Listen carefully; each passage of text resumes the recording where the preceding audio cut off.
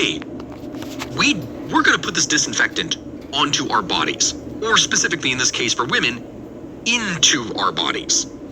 But in the early 1900s, Lysol was trying to get women to do exactly that. So Gabby, check this out. Lysol, when it was introduced, was being marketed to housewives. Now, you would think, okay, it's a cleaning agent in like the early 1900s. Of course it's being advertised to housewives. That just makes a lot of sense. That's who's going to be using it, right? Well, it was not to use as a household cleaner, but rather as a feminine hygiene product that would ensure their, quote, feminine daintiness and protect their married happiness. Their married happiness? Yeah.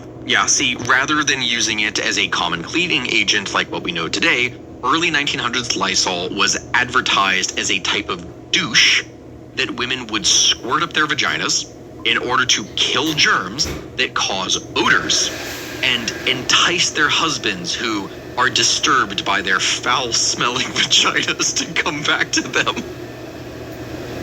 I feel like every single marketing ad campaign from like the 1900s makes me violently angry. I know. Like, genuinely, whoever was in charge of marketing back in and the worst part is it worked. Mm-hmm. Like, that's what really gets me. Oh, yeah. A lot of these ads focused on the idea of winning back their husband's attention, which places the blame and the burden on the wife entirely for causing this indifference.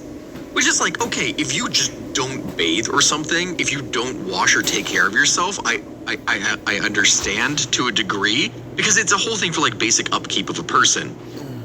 Using Lysol on your vagina is not what I would call basic upkeep. In fact, if anything, it seems to be very damaging, which is something that we're going to cover. The ads would claim that using Lysol for feminine douching would, quote, bring back intimacy. Yeah, the big thing is it would carry this other subtler message of going beyond just basic cleanliness. And you might wonder, why? Why? Very good question, Gabby. The reason is because in America at this time, where this was a thing that was being used, there was a thing called the Comstock Law. And when the Comstock Law was passed, this made contraceptives illegal in the United States and would remain so all the way until 1965. Therefore, instead of using all these homebrew oral ingestives and other things that would be done, douching after intercourse was really the only common technique that people had to really be able to use. That wasn't just, a at-home brewed technique. Like, there was no standard contraceptive that anyone could take. Albeit, of course, this is not a very effective method at all. Wait, did you say contraceptives were illegal?